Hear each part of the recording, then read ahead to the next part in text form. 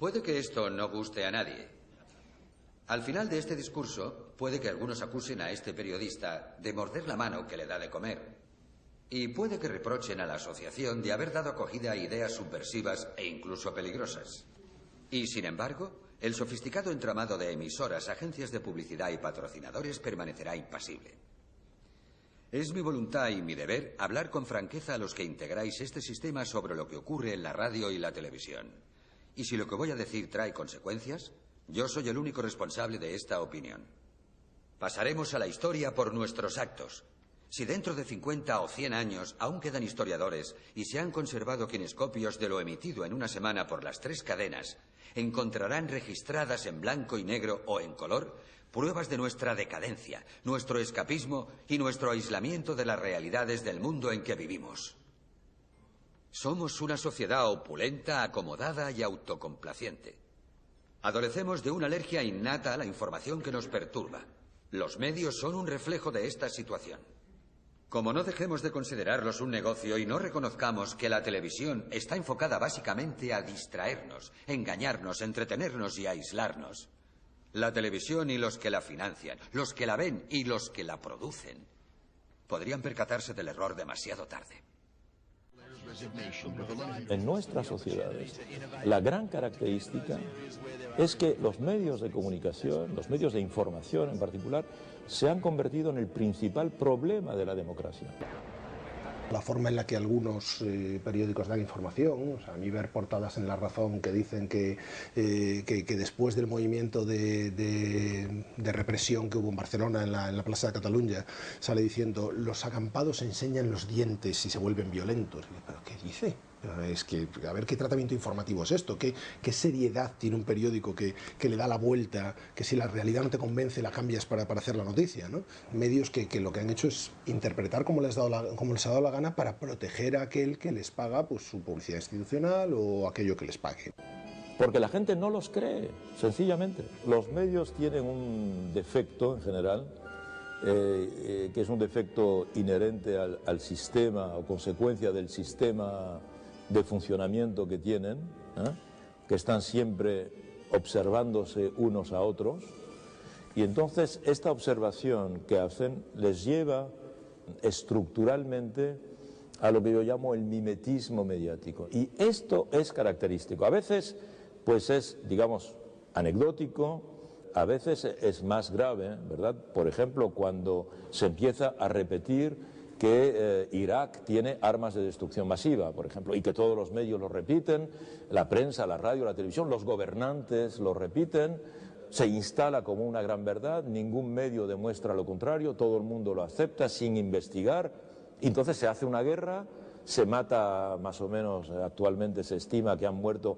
650.000 iraquíes en esa guerra, una guerra ilegal, por otra parte que Naciones Unidas no ha autorizado, es una gran tragedia contemporánea, pero es una gran tragedia mediática, y además algunos periódicos como el New York Times o el Washington Post han reconocido sus errores, han reconocido su falta de vigilancia después, a posteriori, pero lo han hecho porque se han dado cuenta que ellos tenían una gran responsabilidad cuando no desmintieron o no demostraron que lo que pretendía la administración Bush y que todos los medios repetían, incluso ellos, era falso.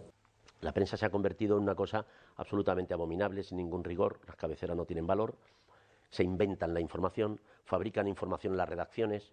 A mí me han contado gente que trabaja en... Nunca se ha vivido esta situación, ¿eh? Nunca. Yo he vivido en la época de Franco, esto no era así. Ni siquiera en la dictadura fascista. En la dictadura fascista había cosas que se censuraban.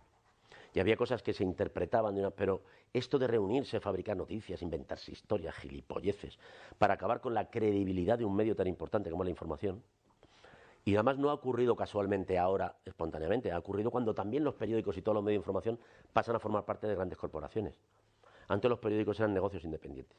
Tienen una línea editorial, pero era un negocio independiente que se dedicaba a informar. Ahora los periódicos son parte... son como un grano de arena de una montaña inmensa que son bancos y tal, este mundo en el que nos ha tocado vivir, que es la hostia de complicado.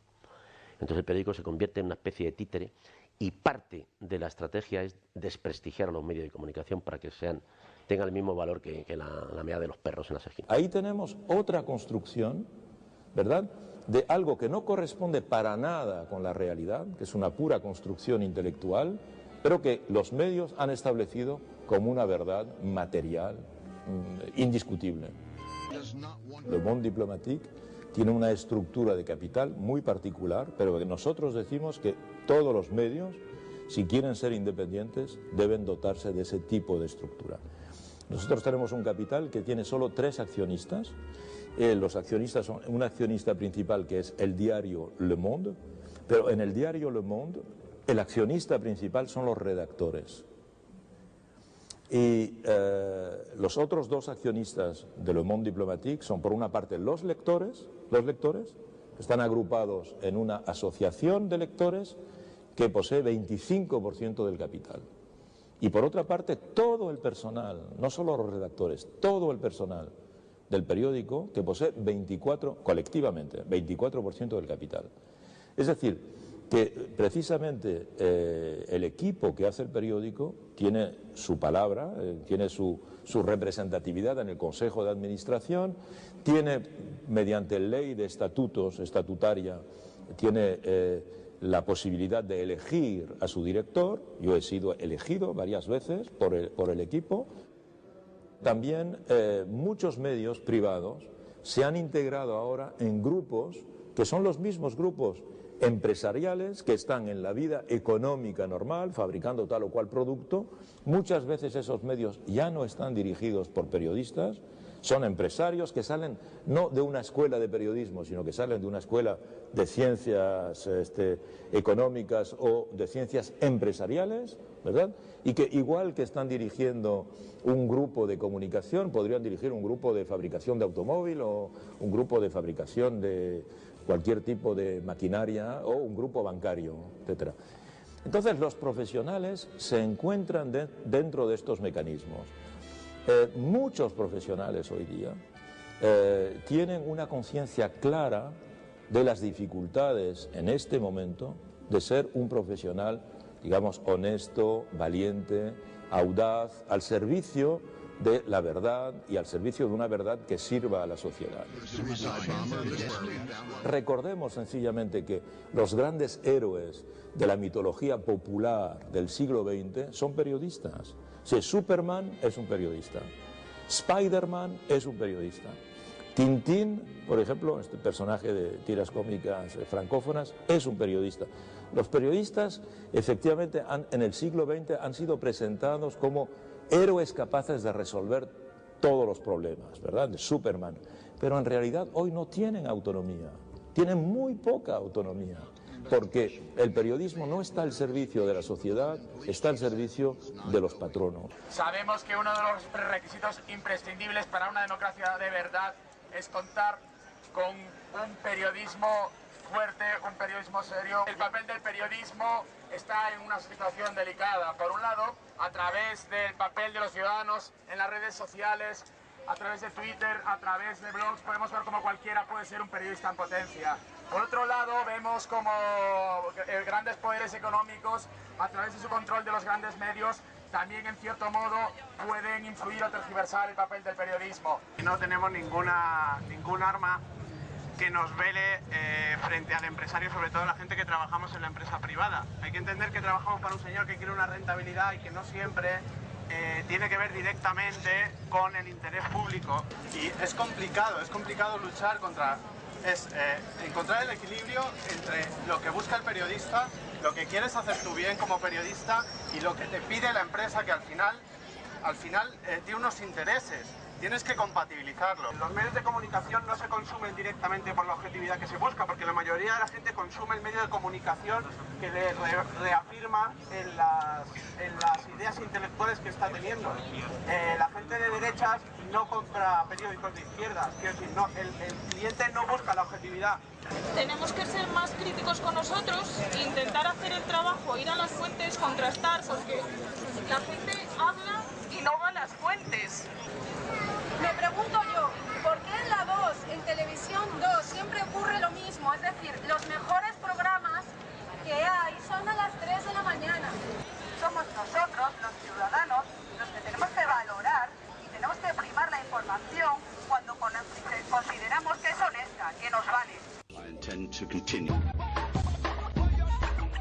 El derecho a la información es un derecho imprescindible para que las personas puedan ejercer la participación en los procesos democráticos.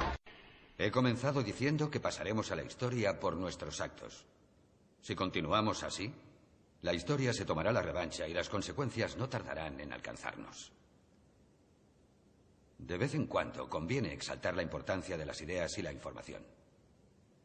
Imaginemos por un momento que un domingo por la noche, un espacio normalmente ocupado por Ed Sullivan se ha cedido a un análisis del estado de la educación pública.